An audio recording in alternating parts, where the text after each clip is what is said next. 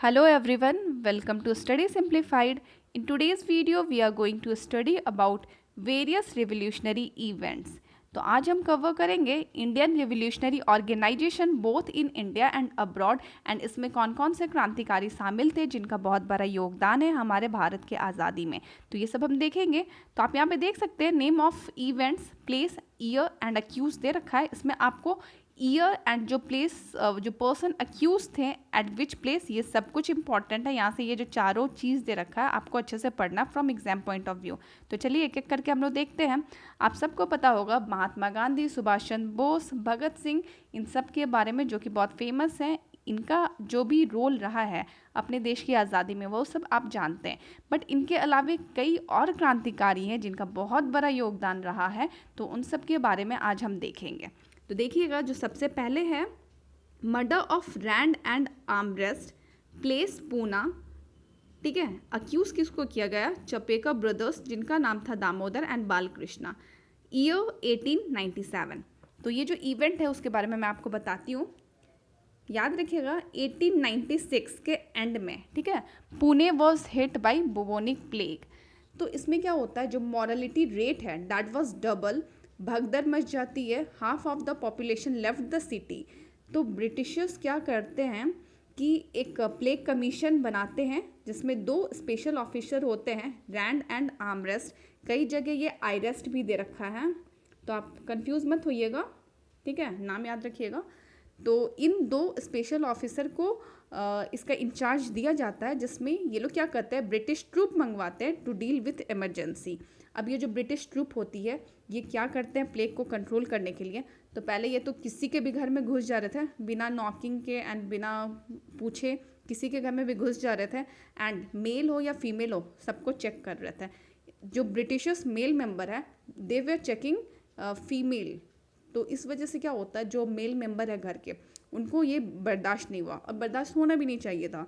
तो जो क्रांतिकारी थे और यहाँ के लोग थे, पूना के लोग थे, उनके अंदर बहुत ज़्यादा गुस्सा भर रहा था इस चीज़ को लेके। फिर ये लोग क्या कर रहे थे, किसी के अंदर लक्षण दिख रहा है थोड़ा सा भी, किसी को फीवर हो रहा है, कुछ भी हो रहा है, उन सबको सेग्रीगेशन कैंप में भेज दे रहे थे, ठीक है। एंड लोग हॉस्पिटल जाने से बहुत ज़्यादा डरते थे। कुछ को क्या लगता था कि नॉर्मल फीवर होगा, बट ये लोग हॉस्पिटल ले जा रहे हैं, वहाँ पे जाके कहीं बीमारी स्प्रेड ना हो जाए। तो जो पुणे के लोग थे वो लोग हॉस्पिटल जाने से डर रहे थे एंड इनको ज़बरदस्ती का हॉस्पिटल एंड सेग्रीगेशन कैंप में भेजा जा रहा था, ठीक है। प्लस मूवमेंट बंद कर दी गई, सिटी से लोगों को बाहर नहीं जाने दिया जा रहा था। तो इस तरीके से जो भी हरकत हो रहा था ये बर्दाश्त नहीं हो रहा था। इसमें जो मेजर हरकत है, stripping and examination of men and women both by male member. चलो मेल का मेल करेगा ठीक है, बट यहाँ पे क्या हो रहा था, वीमेन का भी मेल ही मेंबर कर रहा था। तो ये सारी चीज़ें लोगों को बर्दाश्त नहीं हुई एंड इस वजह से ये जो चेपेकर ब्रदर्स हैं इन्होंने क्या किया, दे मर्डर्ड रैंड एंड आर्मरेस्ट। कैसे मर्डर किया था? तो ये इवेंट था डायमंड जुबली का of coronation of queen Victoria, ठीक है। विक्टोरिया जो क्वीन है उनका कोरोनेशन होने वाला था, उसका डायमंड जुबली था, ठीक है, diamond jubilee of coronation of queen Victoria. तो उसमें रैंड एंड आर्मरेस्ट गए हुए थे। तो वो लोग जब रिटर्न हो रहे थे तो उस टाइम जो चपेकर ब्रदर्स ने उनको गोली मार दिया। When they were returning from the celebration at government house, Chapekar brothers ने उनको गोली मार दिया, ठीक है। तो ये इवेंट आपको समझ में आया होगा। चलिए नेक्स्ट इवेंट हम लोग देखते हैं, अटेम्प्ट टू मर्डर किंग्सफोर्ड। तो किंग्सफोर्ड का मर्डर किसने किया? Khudiram Bose and, sorry actually attempt है, ये मर्डर हुआ नहीं था, मैं आपको बताती हूँ। Khudiram Bose and Prafulla Chaki, they were accused for attempt to murder Kingsford, place Muzaffarpur, year 1908। तो ये स्टोरी ऐसा है कि देखिएगा, ये जो किंग्सफोर्ड थे इनका पूरा नाम था डॉगलस किंग्सफोर्ड, ये जज हुआ करते थे, ठीक है। तो क्या होता है कि ये जो क्रांतिकारी हैं, चाहे जो इंडियंस के लोग हैं, उनको कठोर से कठोर दंड देते थे छोटी छोटी बात के लिए। बट वहीं पर अगर ब्रिटिशर्स कुछ गलती करता था तो उनको बिना सजा के छोड़ देते थे। तो इस वजह से क्रांतिकारियों में बहुत ज़्यादा गुस्सा फूट रहा था। तो जो खुदीराम बोस है एंड प्रफुल्ल चाकी, ये लोग डिसाइड करते हैं कि ये लोग किंग्सफोर्ड को किल करेंगे। अब क्या होता है, किंग्सफोर्ड का बंगला था मुजफ्फरपुर में, ठीक है। तो ये लोग जाते हैं वहाँ पे एंड किंग्सफोर्ड उस टाइम अपनी वाइफ के साथ एक क्लब को जा रहे होते हैं, ठीक है, रेड कलर की कैरियज में। तो ये लोग वेट करते हैं कि वो रिटर्न होंगे तब बॉम्ब अटैक करेंगे। तो किंग्सफोर्ड का जब वो कैरियज, रेड कैरियज बाहर आ रहा था क्लब के, 8:30 का टाइम हो रहा था, तो एक तो अंधेरा का टाइम था, और वो जब कैरियज बाहर आया तो खुदीराम बोस एंड प्रफुल्ला चाकी ने उस पर बॉम्ब अटैक किया, बॉम्ब कैरियज पे गया, ठीक है, एंड ब्लास्ट हुआ। तो ये लोग देखे कि मिशन सक्सेसफुल हो गया और ये लोग वहाँ से निकल गए, दोनों अलग अलग रास्ता पकड़ के अलग अलग जगह जाने का सोचे। उसमें क्या होता है कि ब्रिटिशर्स इनको घेर लेती है, ठीक है, एंड जो प्रफुल्ल चाकी देख लेते हैं कि सामने ब्रिटिशर्स आ गए हैं, तो वो खुद सुसाइड कर लेते हैं, अपने आप को गोली मार लेते हैं।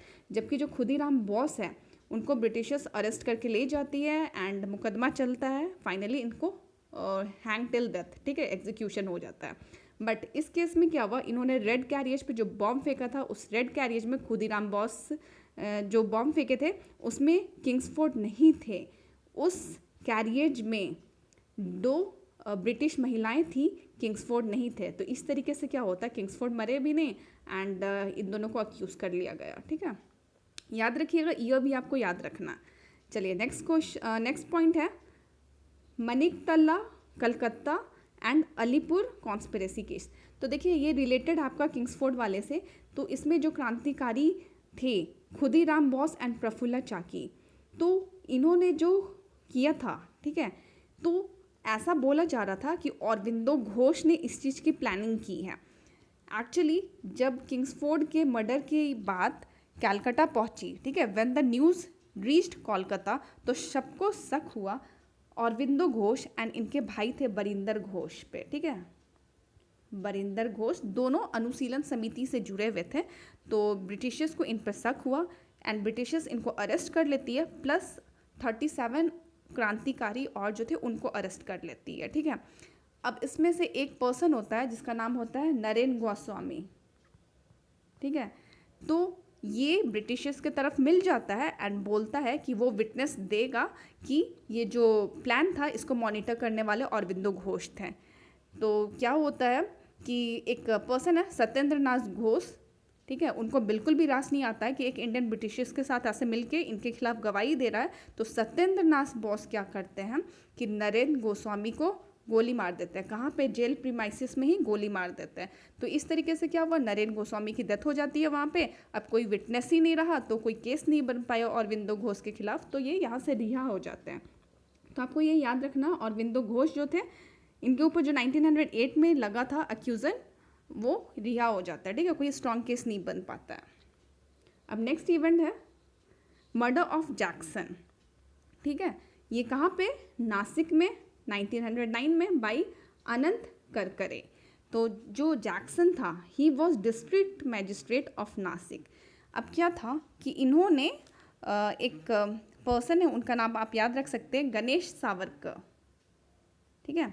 He was brother of VD. Savarkar. VD. Savarkar को तो सब कोई जानते ही है, विनय दामोदर सावरकर को, तो उनके भाई थे, ठीक है, गणेश सावरकर। तो ये जो मैजिस्ट्रेट है, डिस्ट्रिक्ट मैजिस्ट्रेट, इसने क्या किया, तो इसने गणेश सावरकर को ट्रायल दे दिया था, ठीक है, फांसी दिलवा दिया था।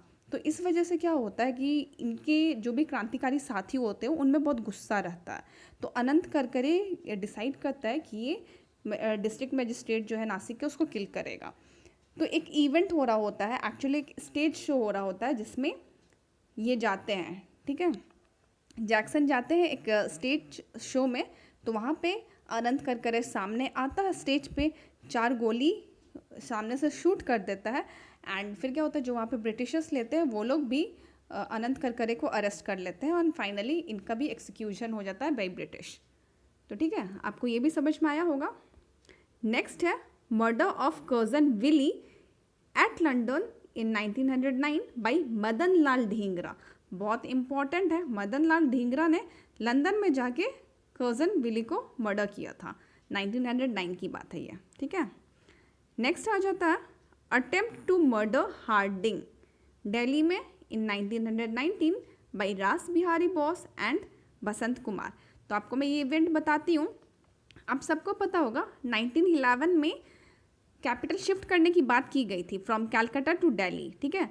तो वही बात है, लोगों के अंदर बहुत ज़्यादा गुस्सा था इस बात को लेके। पहले तो उन्होंने पार्टीशन ऑफ बंगाल बोला 1905 में, उसके बाद लोगों के गुस्सा के कारण उसको कैंसिल कर दिया 1911 में एंड फिर कैपिटल भी शिफ्ट करने का बात किया। तो इस वजह से क्या हो रहा होता है इस वजह से जो रास बिहारी बोस है एंड बसंत कुमार, ये लोग क्या करते हैं, जब हार्डिंग की प्रोसेशन, ठीक, उनकी झांकी निकल रही होती है दिल्ली में चांदनी चौक के पास, तो उनकी जो झांकी निकल रही होती है उस समय रास Bihari Bose and Basant Kumar bomb attack करते हैं, ठीक है। तो ये जिस हाथी पे बैठे हुए थे, ठीक है, एक एलिफेंट था, झांकी जिसमें निकली थी उसमें बहुत सारे एलिफेंट, घोड़े, आर्मी थी, तो ये जिस हाथी पे बैठे थे उसी पे बॉम्ब अटैक किया गया। तो जो हाथी को चला रहा था, जो महंत था, उसकी डेथ हो जाती है उसमें, एंड ये अपनी लेडी के साथ बैठे थे, तो इनकी वाइफ को तो कुछ नहीं होता है, एंड इनको बहुत सिवियर इंजरी हो जाता है, बहुत ज़्यादा सिवियर इंजरी, मतलब उनका जो सोल्जर है ना, हाथ वाला पार्ट, वही उड़ जाता है, ऐसा कुछ, बट इनकी डेथ नहीं होती है। तो इस केस में भी क्या है, रास बिहारी बोस एंड बसंत कुमार को अक्यूज कर लिया जाता है। तो आप इसको यहाँ से याद रख सकते हैं। चलिए, नेक्स्ट इवेंट है काकोरी ट्रेन डकैती। तो ये भी बहुत इंपॉर्टेंट इवेंट है। ये कहाँ पे हुआ था, काकोरी में हुआ था इन 1925, एंड इसमें किसको अक्यूज़ किया गया, राम प्रसाद बिस्मिल एंड अशफाकुल्ला को। तो ये इवेंट है, मैं आपको बताती हूँ, ये बहुत ज़्यादा गूज बम्प देने वाला इवेंट है। एक्चुअली क्या हुआ कि देखो, क्रांतिकारी तो बहुत ज़्यादा परेशान थे ब्रिटिश से, ठीक है। तो एक दिन की बात है, टाइम है 2:42, ठीक है, रात का 2:42 हो रहा था। एक पैसेंजर ट्रेन थी लखनऊ सहारनपुर जाने वाली, ठीक है। तो उनको ये लोग उसमें क्या था ना कि उसमें जो ब्रिटिशर्स थे उनका बहुत सारा वेपन एंड कुछ उस टाइप के और सारी चीज़ें थी आर्मरी रिलेटेड, ठीक है। तो रात के 2:42 में ये जो ट्रेन जाने वाली थी, तो क्रांतिकारी क्या करते हैं, इनको काकोरी स्टेशन पर रुकवाते हैं, ठीक है। सरकारी खजाना जो भी था उसको लूट लेते हैं। उनका ऐसा मंशा था कि इस खजाना को लूट कर उन पैसों से ये हथियार खरीदेंगे। एंड अच्छा, वो जो ट्रेन जा रही थी उसमें खजाना भी था प्लस वेपन भी थे, तो इन लोगों ने खजाना को लूटा था एंड सोचा था कि उन पैसों से ये हथियार खरीदेंगे जो कि ब्रिटिशर्स के खिलाफ काम आएगा, ठीक है। तो ये जो इवेंट हुआ इसमें भी ब्रिटिशर्स को भनक लग गया था एंड 40+ लोग क्रांतिकारी इसमें अरेस्ट हुए थे। एंड इसमें जो भी अरेस्टेड मेंबर थे ना, दे वे मेंबर्स ऑफ HRA, ठीक है। मैं आपको आगे बताऊंगी HRA होता क्या है, हिंदुस्तान रिपब्लिक एसोसिएशन, इसके मेंबर्स थे, ठीक है। एंड इनका क्या मंशा था कि वही पैसे को बेचकर हथियार खरीदेंगे जिससे वो ब्रिटिशर्स के खिलाफ लेंगे, ठीक है।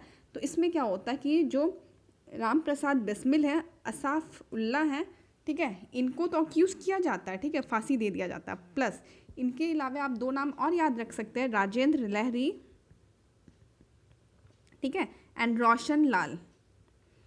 और ताजुब की बात तो ये है, रोशन लाल जो है ये उस इवेंट में शामिल भी नहीं थे, फिर भी उनको फांसी दे दिया गया इस वजह से, ठीक है। कुछ को काला पानी की सज़ा दे दी गई, तो कुछ को शॉर्ट सेंटेंस दे के शॉर्ट टर्म के लिए जेल में रख के फिर रिहा कर दिया गया। तो 40 मेंबर्स को अरेस्ट किया गया था। ये इवेंट से तो बहुत इंपॉर्टेंट इवेंट है, एग्जाम में कई बार पूछा जाता है। काकोरी ट्रेन डकैती केस, काकोरी में ट्रेन को रुकवाया गया था इस स्टेशन पे, जो कि ट्रेन थी लखनऊ सहारनपुर डिवीज़न की, तो आप ये याद रखिएगा। नेक्स्ट इवेंट आ जाता है मर्डर ऑफ सॉन्डर्स। कहाँ पे, लाहौर में इन 1928 बाई भगत सिंह। आपको याद है सॉन्डर्स कौन है, मैंने आपको बताया था।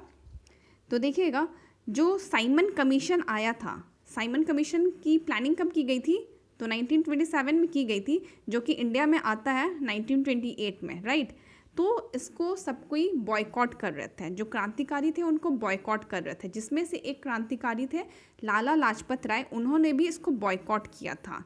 तो सॉन्डर्स जो था उसके लाठी से जो लाला लाजपत राय थे उनके सर पे चोट लग जाता है, एंड उस चोट के वजह से लाला लाजपत राय की डेथ हो जाती है।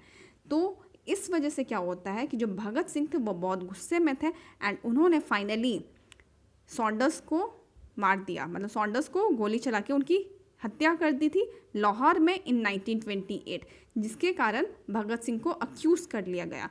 तो आप सॉन्डर्स का नाम याद रखिएगा, ये साइमन कमीशन से रिलेटेड है, जो लाठीचार्ज करता है लाला लाजपत राय पे, ठीक है, लाला लाजपत राय पे लाठीचार्ज करता है, जिस वजह से भगत सिंह बदला लेते हैं।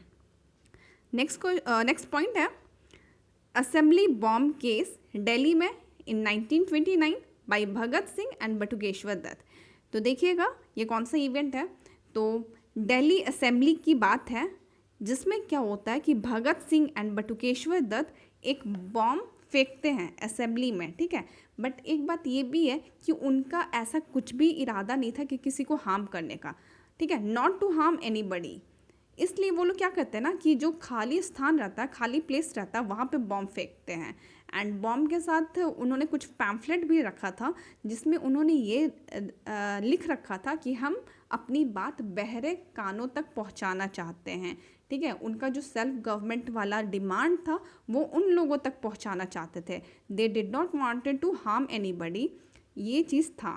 तो इसमें क्या होता है, ये लोग खाली स्थान पे तो बॉम्ब फेंकते हैं, मगर ब्रिटिशर्स क्या करते हैं, वो लोग तो इतने धूर्त थे कि वो तो मानेंगे नहीं कि ये खाली स्थान पे बॉम्ब फेंके थे। उन्होंने अक्यूज़ कर लिया, ठीक है, भगत सिंह एंड बटुकेश्वर दत्त को कि उनका इरादा था किसी को मारने का, इसीलिए उन्होंने असेंबली में बॉम्ब फेंका था किसी को मारने के इरादा से। ऐसा किसने, ब्रिटिशर्स ने सोचा। और जबकि पता है बॉम्ब फेंकने के बाद भगत सिंह एंड बटुकेश्वर दत्त वहीं पे खड़े थे एंड अपने आप को सरेंडर किया, ठीक है। इन्होंने अपने आप को सरेंडर किया, जो कि चंद्रशेखर आज़ाद नहीं चाहते थे कि सरेंडर करें, क्योंकि उनको पता था कि ब्रिटिश की मंशा कैसा ही है, एक बार ये सरेंडर हो जाएंगे फिर बाहर नहीं निकल पाएंगे। तो ये होता है इस केस में, आप याद रखिएगा। नेक्स्ट केस है चिटागोंग आर्मरी डकैती केस, जो कि चिटागोंग में ही हुआ था इन 1930। एंड इसमें किसको अक्यूज़ किया गया, सूर्य सेन को। तो ये जो चिटागोंग है ये ऐसा प्लेस था जहाँ पे ब्रिटिशर्स अपने वेपन रखते थे, ठीक है। आज के डेट में ये बांग्लादेश में आता है। तो ये प्लेस पे जो ब्रिटिशर्स अपने वेपन रखते थे, तो सूर्य सेन के नेतृत्व में क्या होता है कि उनके जो भी क्रांतिकारी साथी होते हैं वो लोग जाते हैं, उनका प्लान रहता है कि वेपन्स को लूटेंगे। एंड जब लूट के आएंगे तो जितने भी टेलीग्राफ टेलीफोन्स लाइन है उन सब को काट देंगे, ताकि ये जो इन्फॉर्मेशन है ज़्यादा स्प्रेड ना हो, ब्रिटिशर्स तक ना पहुँचे एंड वो लोग इनको पकड़े ना। बट क्या होता है कि उनको भनक लग जाता है एंड इसके बावजूद, जो कि उन्होंने टेलीग्राफ टेलीफोन लाइन सब कुछ काट दिया था, उसके बावजूद क्या होता है कि ये लोग बाद में पकड़े जाते हैं। ये लोग वहाँ से तो भाग जाते हैं, ठीक है। जो चिटागोंग है ना, वहाँ पे आर्मरी जो था, जो भी वेपन्स वगैरह थे, उन सब को उन्होंने कैप्चर किया और वहाँ से भाग भी जाते हैं। कुछ दूर जाके जहाँ छुपे होते हैं, एक प्लेस था जहाँ वो लोग छुपते हैं, ब्रिटिशर्स वहाँ तक पहुँच जाते हैं एंड फाइनली उनकी आर्मी के साथ आमना सामना होता है, गोलीबारी होती है एंड इनकी डेथ हो जाती है, ठीक है। तो ये भी चीज़ आप याद रख सकते हैं। नेक्स्ट पॉइंट है मर्डर ऑफ जनरल डॉयर लंदन में इन 1940 बाय उधम सिंह। तो ये केस किससे रिलेटेड है, आपको पता होगा, जलियांवाला बाग हुआ था 1919 में, ठीक है। जिसमें क्या होता है कि एक ऑफिसर होते हैं, एक जनरल होते हैं जिनका नाम था एडवर्ड हैरी डायर। आप याद रखिएगा, दोनों के नाम में डिफरेंस है। वो ये जो ब्रिटिश ऑफिसर है इनका नाम है एडवर्ड हैरी डायर। ये ऑर्डर करते हैं अपने लोगों को इनडिस्क्रिमिनेट फायरिंग। तो क्या होता है, जलियांवाला बाग जहाँ पे बहुत सारे लेडीज़ जेंट्स एंड बच्चे सब कोई आए हुए होते हैं, ठीक है, बैसाखी पर्व का माहौल रहता है, वो लोग सब आए रहते हैं। तो उस पार्क में ये इनडिस्क्रिमिनेट फायरिंग करवा देते हैं, जिसमें क्या होता है 1000 प्लस लोगों की डेथ हो जाती है। तो इस वजह से क्या होता है, जो पंजाबीज होते हैं, जो सिख होते हैं, उनमें बहुत ज़्यादा गुस्सा था इस बात को लेके। एंड जो एक पंजाब के ही रहने वाले थे सरदार उधम सिंह, वो क्या करते हैं, वो लंदन पहुंचते हैं कई सालों बाद, ठीक है। ये इवेंट है 1919 का, उस समय ये काफ़ी छोटे रहते हैं, बट ये 1940 में लंदन पहुंचते हैं एंड मर्डर कर देते हैं जनरल डॉयर का। अब ये जो जनरल डॉयर है, he was lieutenant governor of Punjab, ठीक है।